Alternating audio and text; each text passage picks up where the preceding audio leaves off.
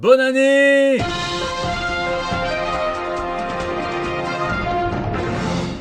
Je la souhaite encore meilleure que 2019 à tous les optimistes qui me regardent. Je la souhaite un peu moins pire que 2019 à tous les pessimistes qui regardent et qui étaient en train de se dire, tu vois, personne pense à nous. Je vous la souhaite surtout pleine de création et de transmission, parce que créer et transmettre, c'est quand même l'une des meilleures façons d'occuper son temps sur Terre. Et pour cela, il faut se nourrir en amont. Donc je vous la souhaite surtout pleine de lectures en tout genre à tout le monde, hein, des livres, des comics. Évidemment, je vous souhaite de lire ce qui vous plaît, de sortir de votre zone de confort. Si vous lisez que de l'indé, n'hésitez pas à aller voir un petit peu ce que fait Marvel, ce que fait DC. L'inverse est valable aussi en indépendant, il y a plein de pépites pour le coup. Et en parlant de coûts, justement, je vous souhaite la santé et l'argent aussi, parce que sans oseille et sans bons yeux, eh bien, vous pourrez absolument rien faire de tout ça. Personnellement, il aura fallu attendre le 29 décembre 2019 pour accéder à la gloire, à la consécration et recevoir pour la première fois de toute ma vie un message que reçoivent de nombreuses femmes de façon très régulière sur Instagram. Paf, salut, tu veux une photo de ma bite? Non, je sais pas, en plus tu n'as même pas rencontré mes parents, on se connaît pas, je sais pas. On m'a fait comprendre que j'étais plutôt chanceux qu'il y ait eu sommation, c'est pas le cas assez souvent, donc je lui ai quand même répondu oui, mais que si elle est posée sur un tome de Transmétropolitane, qui est au moins un truc qui m'excite dans l'affaire. Depuis, le message avait été vu, et puis là je pense qu'il m'a bloqué. Ici votre fidèle commis des comics, vous êtes dans l'émission qui en 2020, comme depuis les 5 années qui auront précédé, fera le tour de l'actu de l'industrie du comic book et de ses dérivés. C'est le 225e JT Comics, le tout premier de cette année. Il a été enregistré un petit peu plus tôt, mais l'actu reste néanmoins plus fraîche que toi après le réveillon, je vous vois, ne mentez pas. Donc sans plus attendre, on passe tout de suite aux news de la semaine. Carte à la crème. Un peu d'insolite pour commencer, avec l'esprit de Noël qui peut être parfois comme bébé Yoda, aussi mignon que chelou. Et cette année, le mignon, c'est clairement Marvel, avec son manoir des X-Men reproduit en pain d'épices, pour tremper dans le thé si vous êtes Captain Britain, dans la bière si vous êtes Wolverine, et dans l'eau bénite si vous êtes Kurt Wagner. D'ailleurs, sans aucune transition, en Asie, on a eu droit à la carte de vœux la plus chelou qui soit. C'est HBO, la filiale locale, qui publie cette image donc de la Sainte Trinité, et vous voyez que le manque de respect est total pour Batman. Je vous conseille clairement de l'envoyer à vos amis, puisqu'une fois qu'on l'a vu, on ne peut plus ne plus la voir, et on remarquera quand même que c'est toujours la chauve-souris qui morfle, c'est du blasphème. Après, faut pas s'étonner qu'il y ait des intempéries.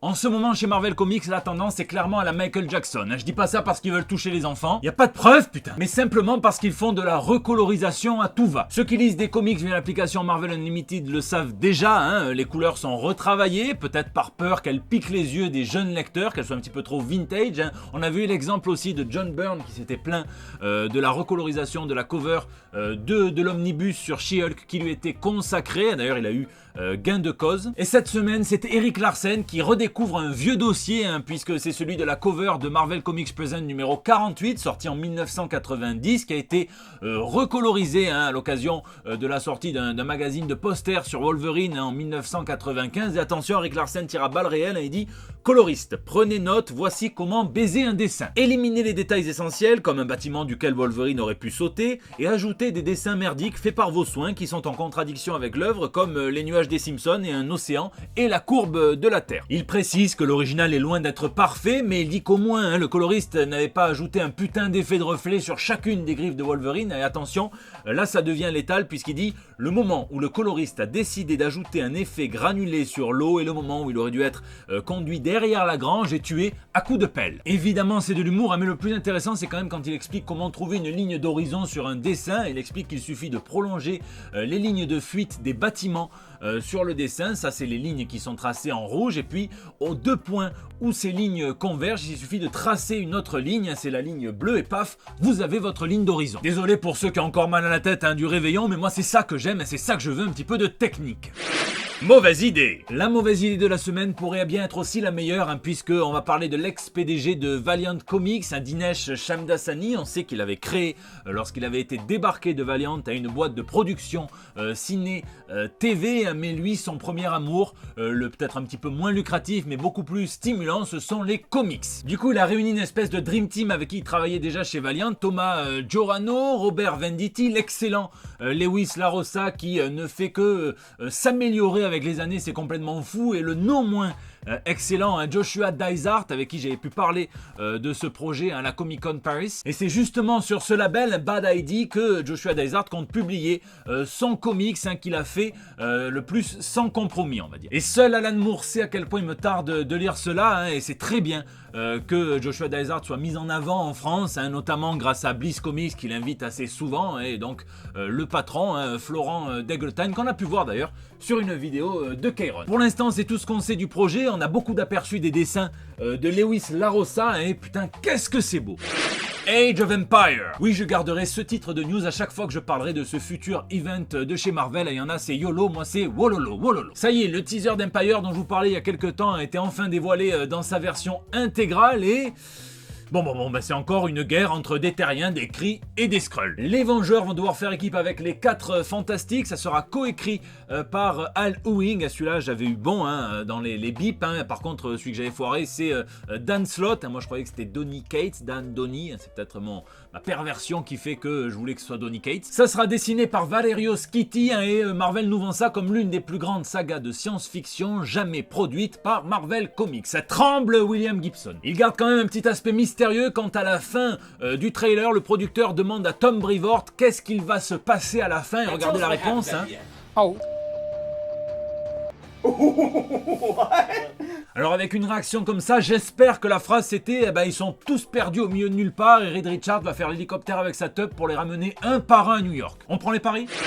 Popcorn. Plein de petites brèves ciné, hein. Par exemple, Ryan Reynolds a confirmé que Deadpool 3 était en production avec Marvel Studios, hein, et la vraie question c'était plutôt de savoir si le film serait rated R, donc seulement pour les adultes dans la veine des 2 premiers. Avec Disney, il n'y a rien de moins certain. D'ailleurs, pour rester sur du Michael Jackson, un petit rétro-pédalage, petit moonwalk, hein, puisque le réalisateur Scott Derrickson avait déclaré que Doctor Strange numéro 2 serait le tout premier scary movie, donc film d'horreur ou film d'épouvante de Marvel Studios. Et dans une interview de la semaine, Kevin Feige, donc le grand mogul, a dit que ça ne serait pas un film d'horreur Doctor Strange, mais qu'il y aurait des séquences PG-13, et donc pour à peu près tout public, hein, qui feraient peur, hein, un petit peu comme dans les aventuriers de l'Arche perdue ou alors les Gremlins. C'est sûr qu'on s'attendait pas à The Human Centipede, mais bon. Sinon Tom Holland a encore dû se bourrer la gueule, il doit passer des coups de fil à Marvel, à Sony, puisqu'ils sont en négociation pour apparaître dans le prochain Venom, le Venom numéro 2, et j'espère qu'il est bien au courant que vu tout ce qui s'est passé, vu son état de compétence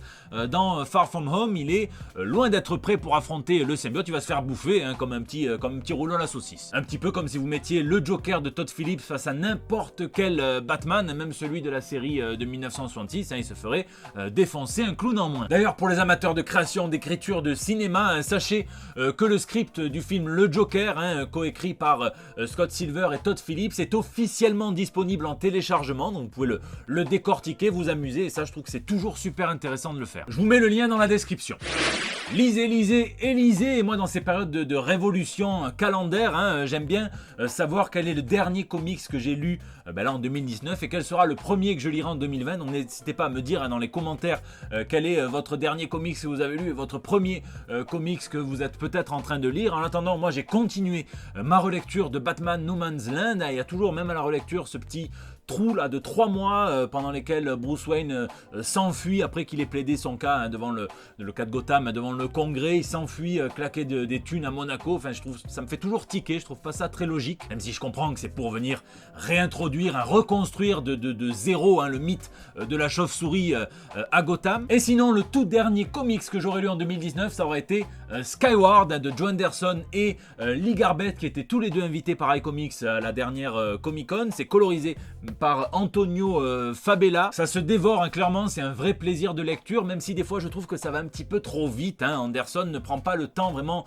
de nous faire visiter ce monde merveilleux un petit peu, hein, qu'il construit, un monde dans lequel la gravité n'existe plus. J'ai fini ce tome 1, et donc chez iComics en VF, hein, super bien traduit par Anaïs Coqueline, et puis j'étais brûlant, je voulais savoir ce qui se passait. Je sais qu'il n'y a que 3 arcs, donc il n'y a que 15 chapitres, et je me suis enchaîné les 15 chapitres. Alors je ne vais pas vous dévoiler des éléments de l'intrigue, mais il y a quelques petits éléments qui me font tiquer, avec lesquels j'ai un petit peu du mal dans cette intrigue, et je continue de dire qu'il aurait dû peut-être prendre son temps un petit peu plus à la manière d'un transmettre, hein, où on pouvait visiter un petit peu la ville, où il y avait des intrigues qui prenaient vraiment le temps de nous montrer l'univers qui a été construit, parce qu'il y a un vrai effort de construction d'univers, au moins dans ce livre. Voilà, n'hésitez pas à me dire aussi quelles sont vos bonnes résolutions pour l'année 2020. Moi, c'est clairement de m'atteler à finir de tourner toutes les vidéos qui sont en cours, les projets qui sont en cours, qui ont traîné en 2019 et qui vont sortir au moins le premier trimestre 2020, ça c'est sûr et certain, et également de mettre en route tous les nouveaux projets dont je vous parlerai au fur et à mesure, mais ça va bouger. Il me tarde de vous les présenter. Merci